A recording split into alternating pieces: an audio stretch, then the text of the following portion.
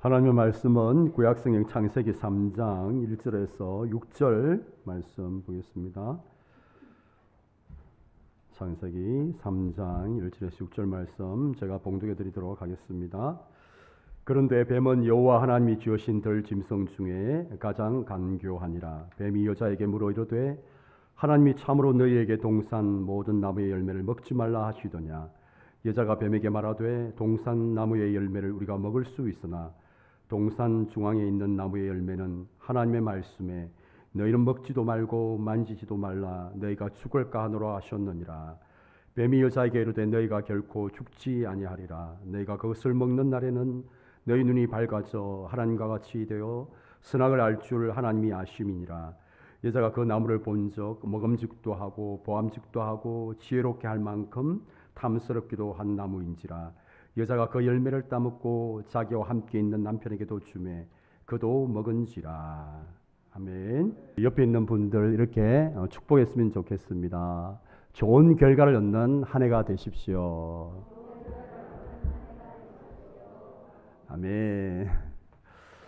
이제 새해가 다 지났죠. 이제 구중으로도 지나고 이제 신중으로 다 지났기 때문에 열심히 사는 길밖에 없는 것 같아요. 우리가 올해 새해를 맞이하면서 여러 가지로 결심을 했습니다. 우리가 올해는 정말 마음을 새롭게 해서 우리의 생각의 안경을 바꾸고 우리의 생각의 내용을 바꾸어서 이전과는 다른 삶의 모든 우리 영역에 있어서 좀 더 좋은 쪽으로 변화되어지는 그런 삶을 살기로 결심했습니다. 또 여러분 기억나시죠? 우리가 한 해에는 정말 좋은 것을 심어서 좋은 결과를 얻는 그런 한 해가 되기로 우리가 결단했습니다. 또 우리가 지난주에는 우리가 설 명절을 우리가 앞두고 우리의 정체성을 한번 확인했습니다. 우리는 이 땅에 임시 체류자로 살아가는 사람들이죠. 그러면서 우리는 이 땅을 임시 체류자로 머물면서 하나님을 사랑하고 이웃을 사랑하는 삶을 살아가기로 우리 다짐도 했습니다. 새로운 한 해에는 정말 그렇게 살아갈 수 있는 은혜가 있기를 축복합니다. 네, 그래서 정말 여러분 삶의 모든 부분에서 이전과는 다르게 과거와는 다르게 좋은 쪽으로 변화와 또 성숙이 있는 삶이 되기를 축복합니다.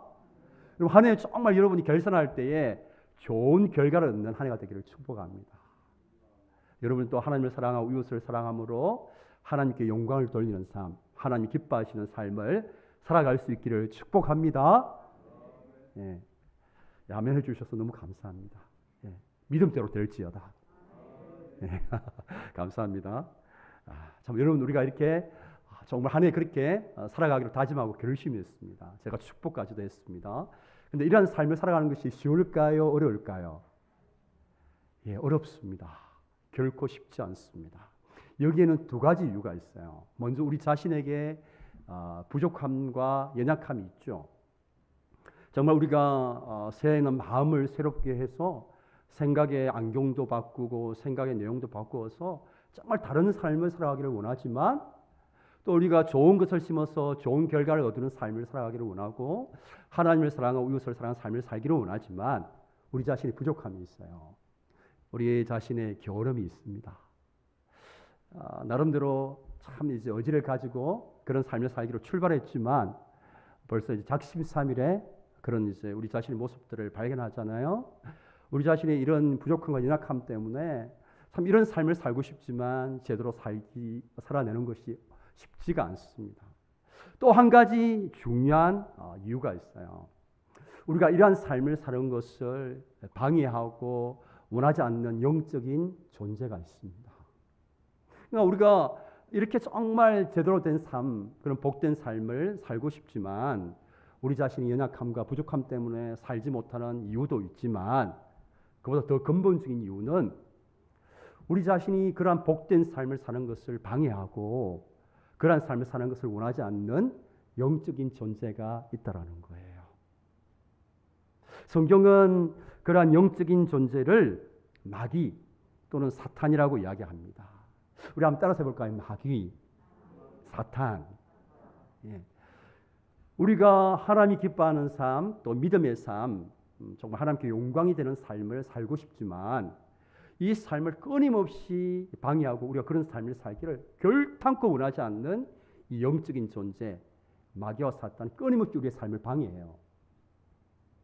그냥 있지 않습니다. 하나님이 우리의 삶 속에서 끊임없이 일하시고 계시는 것처럼 시편 121편에 나오는 것처럼 졸지도 아니하시고 주무시지도 아니하시고 계속해서 우리의 삶 가운데서 우리 집사님 기도한 것처럼 개입하시고 간섭하셔서 하나님의 자녀의 삶 가운데 일하시고 계시지만 동시에 이 미스터 마귀도 미스터 사탄도 쉬지 않고 일하고 있습니다.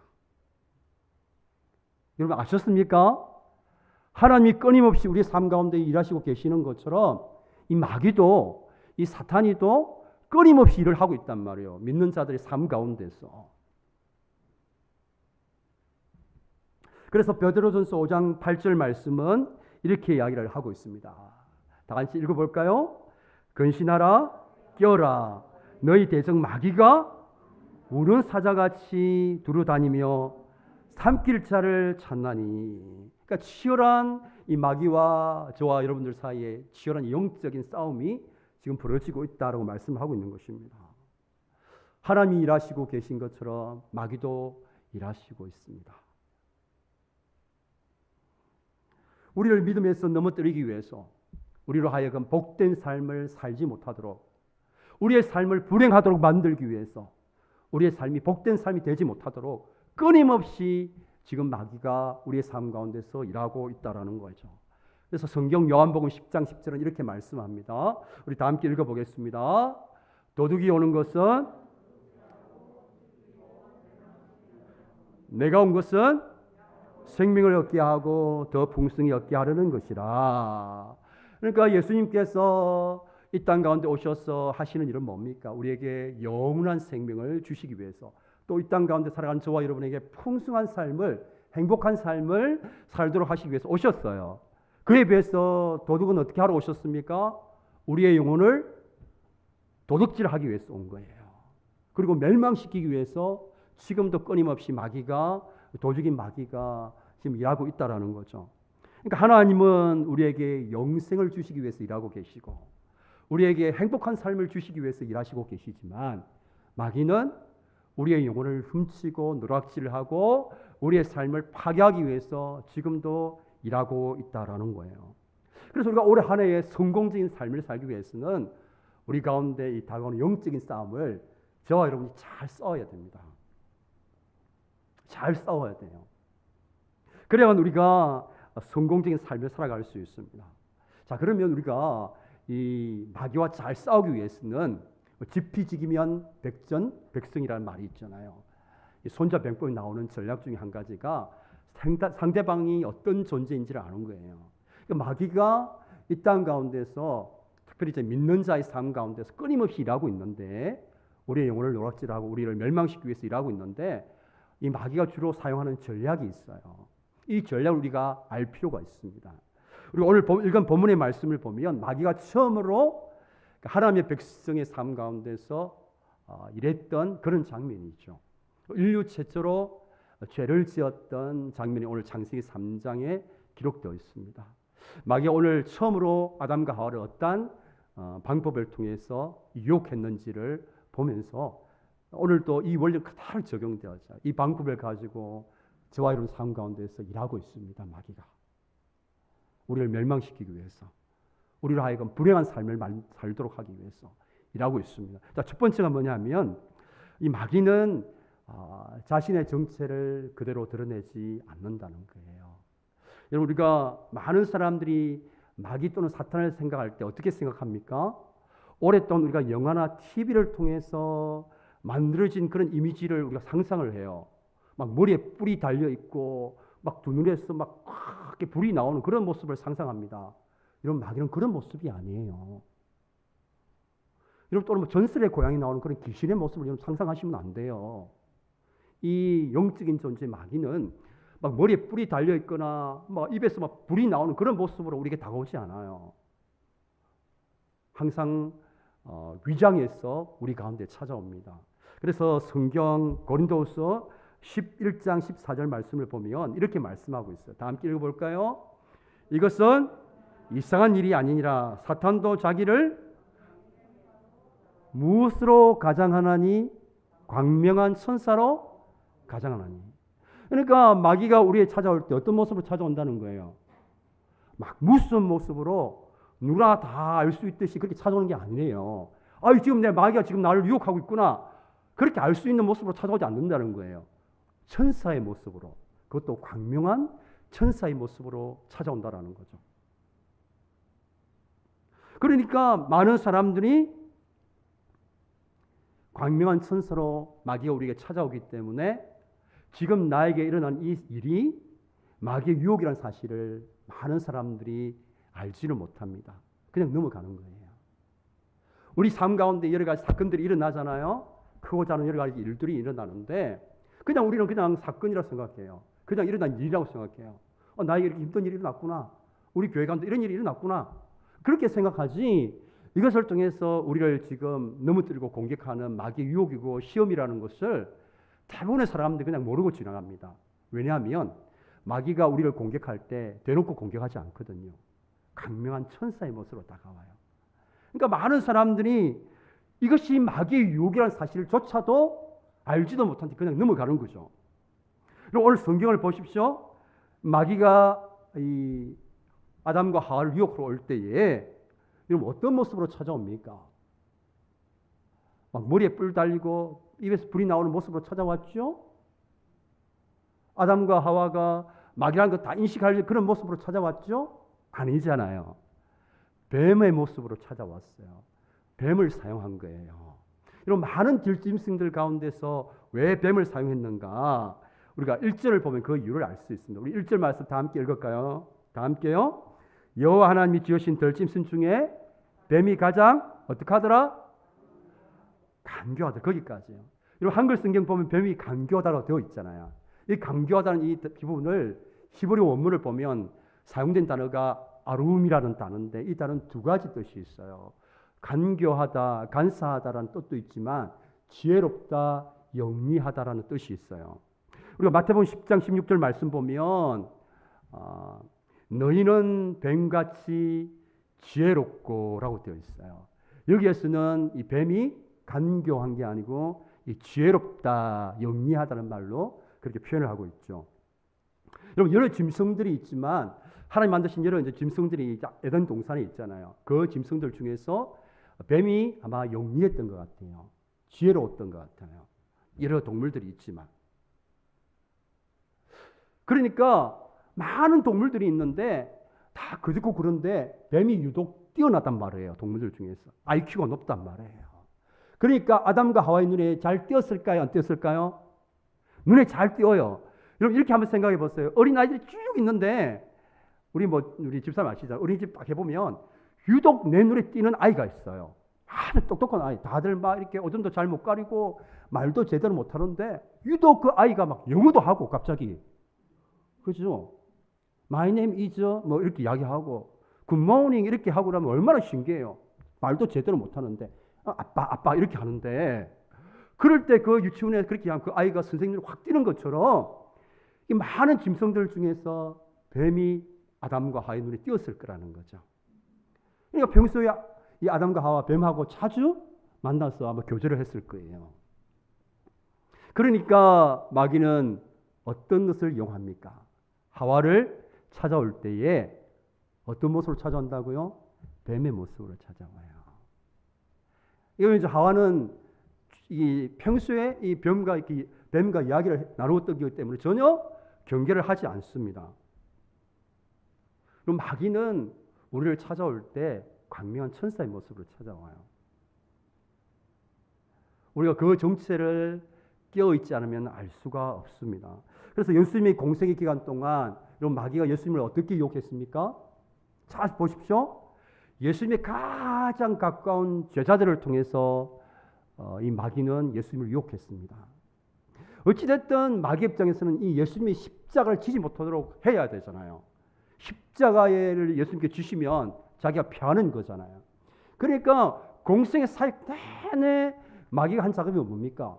예수님으로 하여금 십자가의 길을 가지 못하게 한 거예요. 영광의 길을 가게 하고 이 십자가의 길을 고난의 길을 걷지 못하도록 합니다. 십자가를 지지 못하게 끝까지 방해했어요.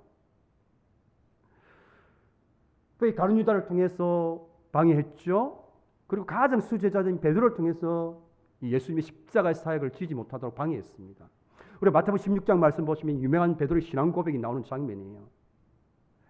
자, 그런데 그때 베드로가 아주 유명한 신앙 고백을 하잖아요. 주는 그리스도시요 살아계신 하나님의 아들이라 놀라운 고백을 하고 이때까지 참 좋았단 말이에요. 그런데 그 고백을 받고 난 이후에 예수님이 본격적으로 자신이 십자가에서 고난을 당할 것을 말씀하십니다. 그때 베드로의 반응이 너무 가관이에요. 막 예수님을 꾸짖잖아요. 절대로 그렇게 하시면 안 된다고. 절대로 십자가 지시면 안 된다고 하면서 예수님을 나무랍니다. 제자인 베드로가. 그때 마태복음 16장 23절 말씀 보면 이 베드로는 이 예수님은 베드로가 지금 베드로를 통해서 마귀가 유혹하고 있다는 것을 알아채셨어요. 그리고 이렇게 말씀하시죠. 다 함께 읽겠습니다. 예수께서 돌이키시며 베드로에게 이르시되 사탄아 내 뒤로 물러가라. 너는 나를 넘어지게 하는 자로다. 내가 하나님의 일을 생각하지 아니하고 도리어 사람의 일을 생각하는도다 하시고. 여러분 베드로가 어떻게 사탄입니까? 어떻게 마귀입니까? 베드로의 이 생각을 통해서 마귀가 지금 역사하고 있는 거잖아요. 예수님의 십자가의 사역을 그렇게 하시면 안 된다고. 절대로 십자가의 길을 가시면 안 된다고. 영광의 길을 가셔야지. 예루살렘 들려가셔서 많은 기적을 일으켜서 왕이 되시고 우리는 그 옆에서 한 자리씩 해먹어야 되는데 당신이 그렇게 십자가에 죽으면 우리 어떻게 되느냐고. 말도 되지 않는 하지 말라고. 막 예수님을 혼나고 나버리겠잖아요. 절대로 그렇게 하지 할 수 없다고. 영어 성경 보시면 never 그렇게 하지 말라는 거예요. 절대로. 절대로 십자가의 길을 가지 말라는 거예요. 이게 이제 베드로를 통해서 예수님이 십자가를 지지 못하도록 유혹하신 거예요. 근데 우리 주님은 누구십니까? 이게 마귀 유혹인 것을 알아차리셨어요. 왜냐하면 우리 예수님은 항상 깨어있는 분이시잖아요. 제자들은 영적으로 잠이 들었잖아요. 지금 이 때가 깨어서 기도할 때인지도 알지 못하고 그 어느 때보다 깨어서 기도해야 되는데 막 피곤해가지고 막 기도하지 못하고 저러다가 결국엔 어떡합니까? 예수님 다 팔아먹고 다 옷 벗고 도망가고 다 그렇게 했잖아요. 마귀 유혹에 다 넘어간 거예요. 이렇게. 우리 예수님은 깨어있어서 이것이 마귀 유혹이라는 것을 알아차리셨어요. 여러분 우리가 이 성경을 읽을 때에 베드로가 충분히 그렇게 하실 수 있잖아요. 아니 내가 따르는 선생님이 죽는다고 한번 생각해 보세요. 내가 거물도 버려두고 내 가족도 버려두고 마태복음 4장 19절 말씀처럼 말씀하시되 나를 따라오너라. 내가 버려두고 따랐는데 내 삶을 책임져야 될 거 아니에요. 그런데 갑자기 죽는다는 소리 하니까 얼마나 열불이 납니까? 아니 그렇게 무책임하고 죽으면 우리는 어떡하라고. 우리가 이렇게 생각할 수 있잖아요. 얼마든지 베드로 입장에서 일어날 수 있는 일이잖아요.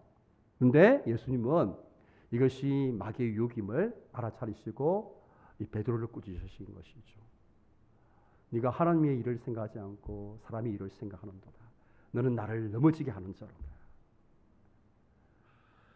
여러분 오늘도 마귀는 우는 사자처럼 우리를 삼키려고 하죠. 근데 많은 사람들이 나에게 지금 마귀 유혹이 있음을 알아차리지 못한 채 그냥 넘어가요. 그냥 마귀가 기뻐하는 일을 합니다. 마귀의 통로로 쓰임 받는 거예요. 여러분 왜 그럴까요? 마귀가 우는 사자처럼 삼키려고 하는데 우리에게 다가올 때는 우는 사자의 모습으로 다가오는 게 아니라 온순한 양의 모습으로 찾아와요. 우는 사자처럼 찾아오면 다 이렇게 방어를 하죠. 오! 지금 사자 나타났다. 피해라 하면 피할 거 아니에요. 그게 아니고 우리를 삼키려고 하는데 다가올 때는 온순한 양의 모습으로 찾아온다니까요. 그러니까 알아차리지 못합니다. 그래서 성경은 우리를 향해서 하시는 말씀이 뭡니까? 너희가 근신하라. 깨어있으라. 이 깨어있으란 말은 술 취하지 말라는 말이에요. 쉽게 말하면 취하지 말라는 거예요. 세상의 근심과 걱정과 염려와 재리의 유혹에 취하지 말라는 거죠. 깨어있으라는 거예요. 깨어있어야만 지금 나에게 일어난 이 사건 가운데 마귀의 유혹이 있구나. 마귀의 시험이 있구나. 지금 우리 가정에 일어나는 사건, 우리 교회에 일어난 이 사건이 지금 우리 교회를 넘어뜨리려고 하고 우리 가정을 파괴시키려고 하고 나를 넘어뜨리려고 하는 마귀의 유혹을 알아차릴 수 있단 말이에요. 깨어있지 않으면 마귀의 유혹임을 알 수가 없습니다. 그러니까 베드로전서 5장 8절에 근신하라, 깨어있으라 그렇게 말씀하시는 거예요. 우리 예수님도 제자에게 하시는 말씀이 뭡니까? 깨어있으라 하고 말씀해 주셨어요.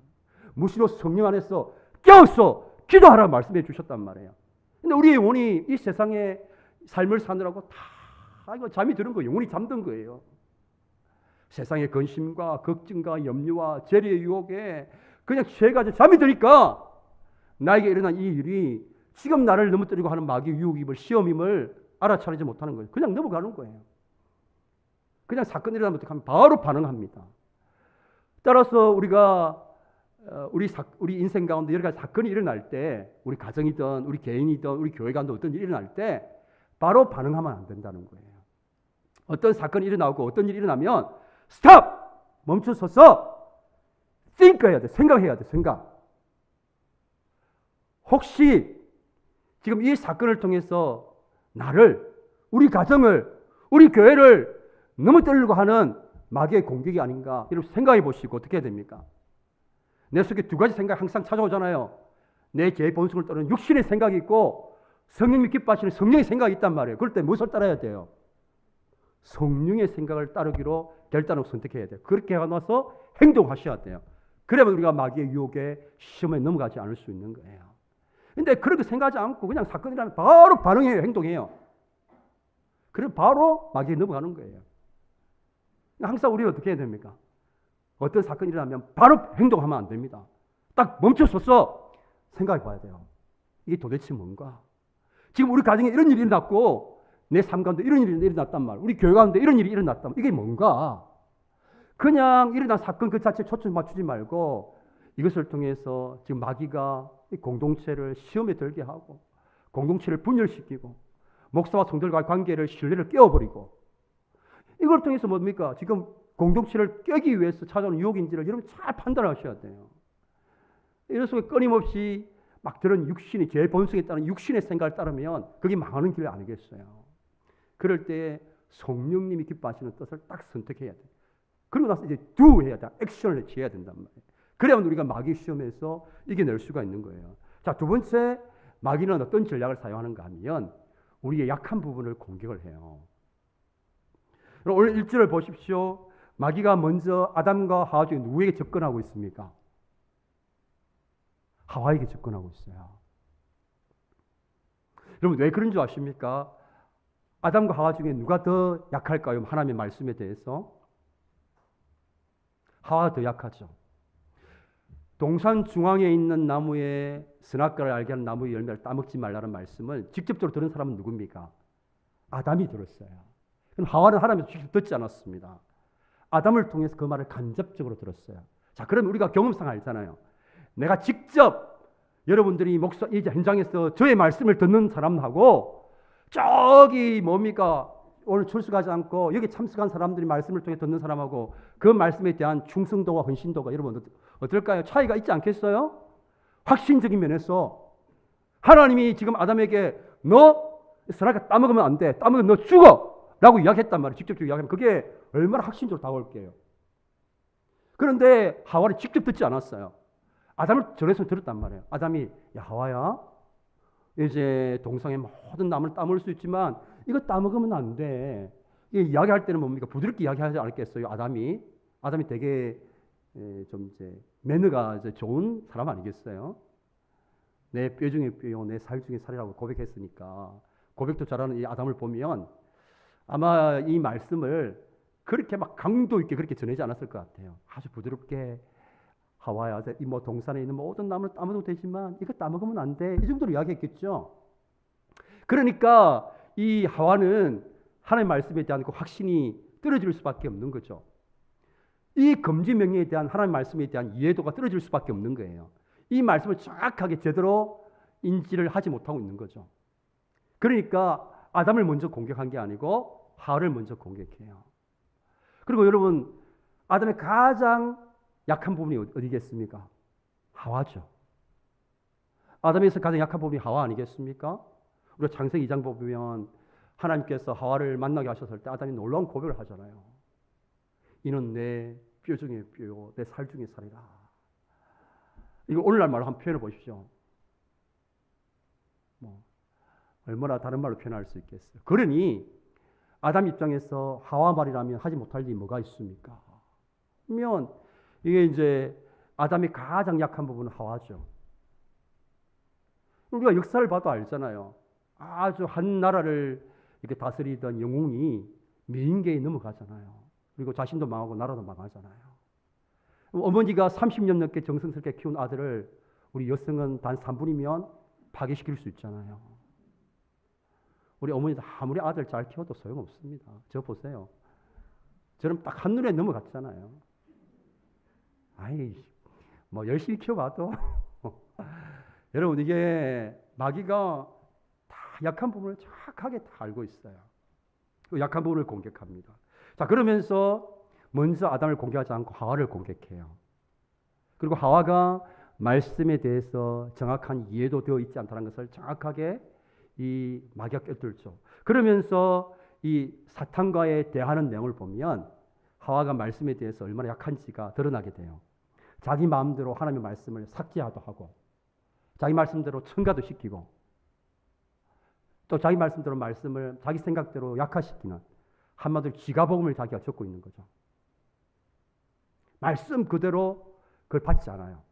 자기 생각대로 말씀을 뺄 건 빼고, 자기 생각대로 더할 것은 더하고, 하나님의 말씀을 그대로 받아들이지 않습니다. 창세기 2장 16절, 17절에 하나님이 아담에게 하신 말씀과, 그리고 오늘 2절, 3절에서 하와가 이 마귀와 한 말씀을 비교해 볼 필요가 있어요. 2장 16절 한 말씀 보십시오. 같이 한번 읽어보겠습니다. 여호와 하나님이 그 사람에게 명하여 이르시되, 17절,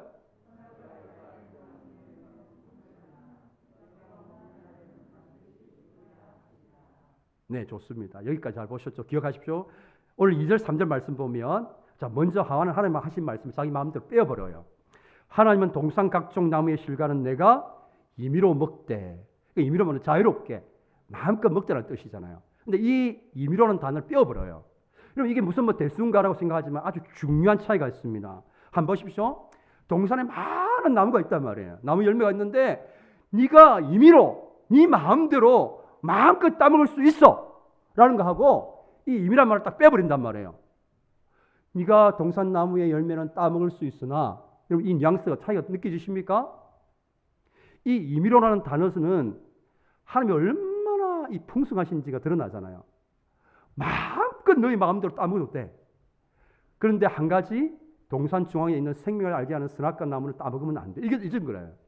그러면 많은 것을 누릴 수 있도록 해주신 것에 이 초점을 맞춘단 말이에요. 임의로. 근데 이걸 빼버리면 어떤 일이 납니까? 많은 것을 누리는 것보다 한 가지 금지시킨, 여기에 초점을 맞추게 되는 거죠. 그러면서 하나님의 성품을 구두쇠 성품으로 만들어버리는 거죠. 감사보다 불평이 나오게 만드는 거예요.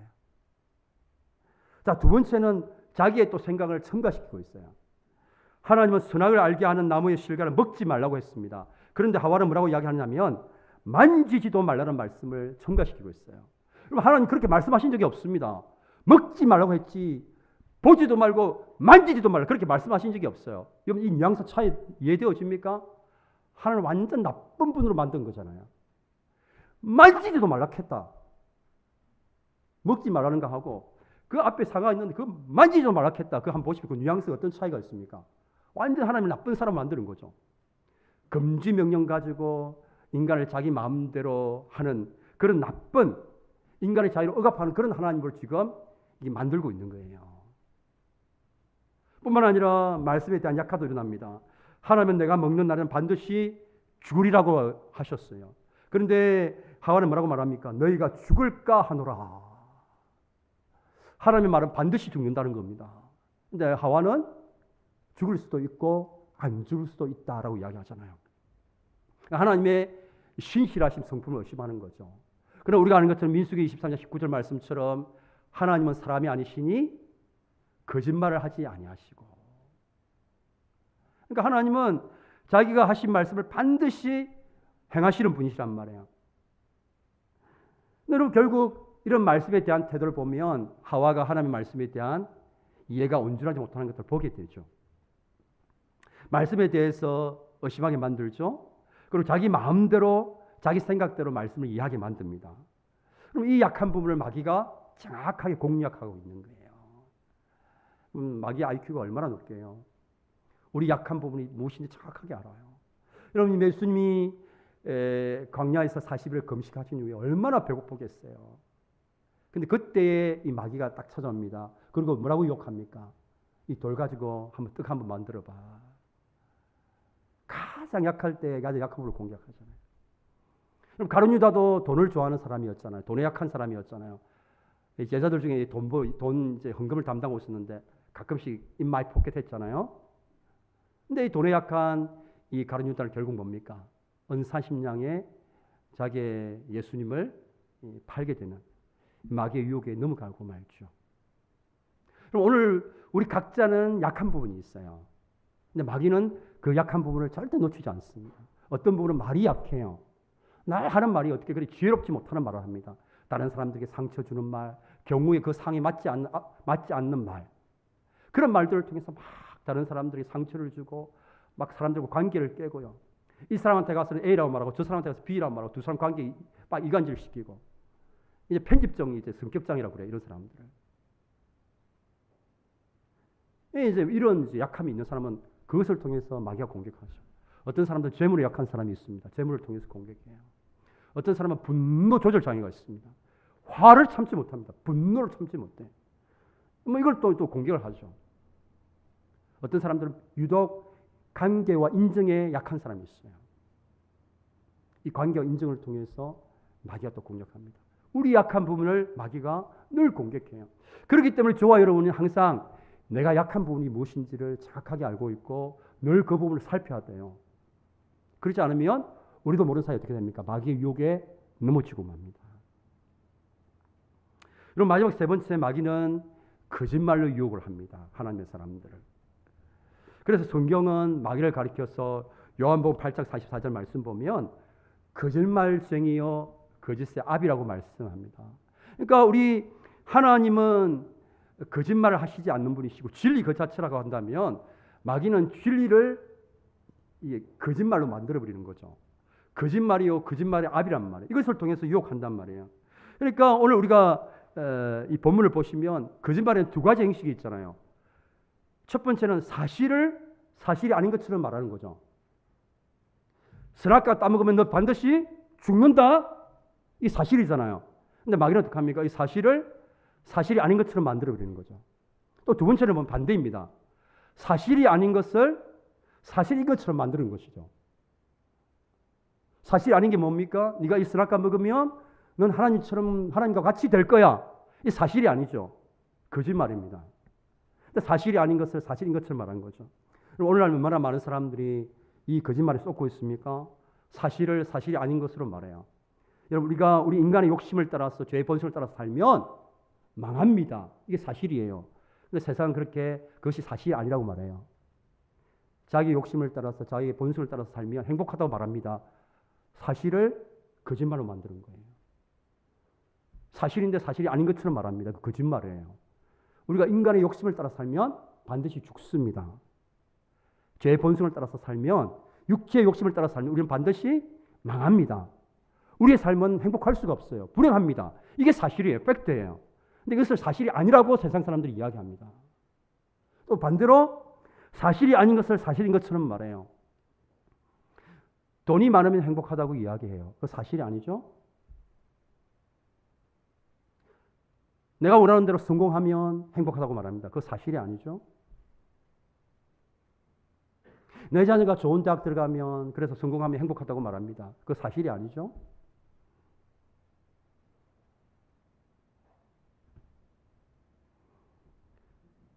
그럼 이것은 두 가지 면에서 거짓말이죠. 첫 번째, 마귀가 이것을 줄 수 있는 권한이 있다 없다? 없어요. 마귀는 원래 사기꾼이 거짓말쟁이에요. 자기가 우리 인간에게 행복을 줄 수 있는 권한이 없으면서도 뻥치는 거예요. 소위 말하면 거짓말을 밥 먹듯이 해요. 사실을 거짓말로 만들어버려요.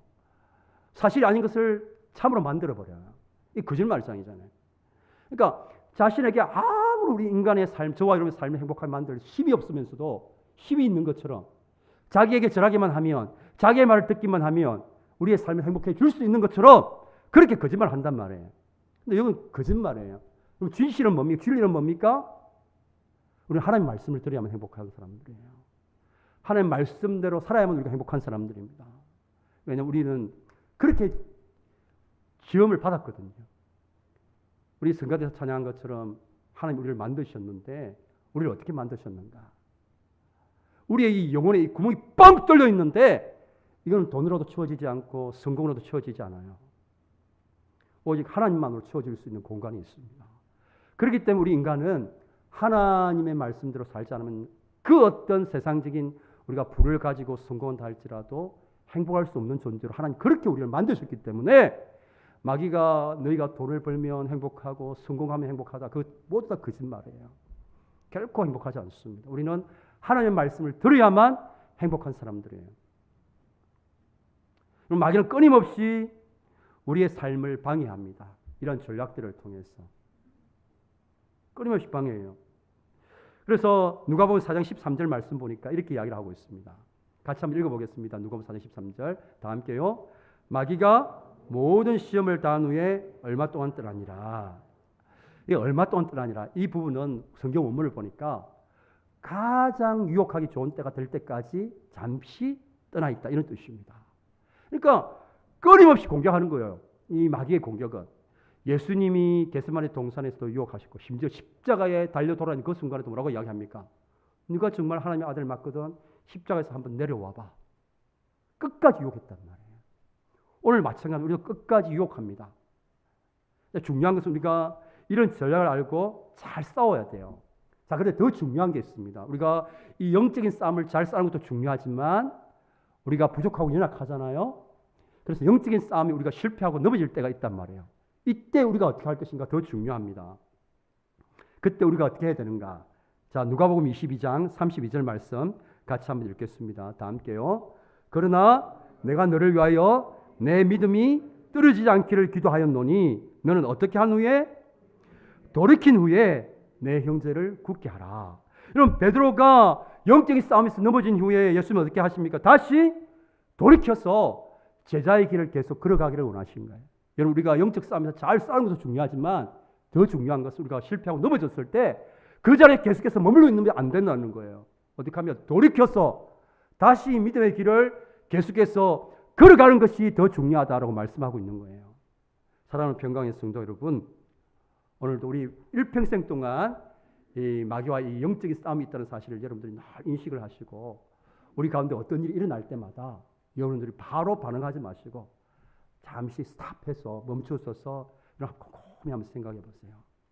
이것을 통해서 우리 가정을 하나 되지 못하게 하고 우리 교회를 하나 되지 못하게 하고 나의 삶을 불행하게 만들기 위한 이 마귀의 유혹이 아닌지를 잘 여러분들이 생각해 보시고 그때 여러분들이 여러분 속에 들은 육신의 생각이 아니라 성령의 생각을 선택하면 여러분도 영적인 싸움에서 승리하는 것입니다. 더 중요한 것은 여러분들이 실패했을 때가 더 중요해요. 여러분 포기하지 마시고 그 자리에 머물러 있지 마시고 다시 주님의 십자가 안에 붙들고 일어서서 믿음의 길을 계속해서 걸어갈 수 있는 저와 여러분 될 수 있기를 축복합니다. 오늘 우리가 말씀을 생각하면서 같이 또 찬양했으면 좋겠습니다. 우리 승리하였네 함께 찬양하겠습니다.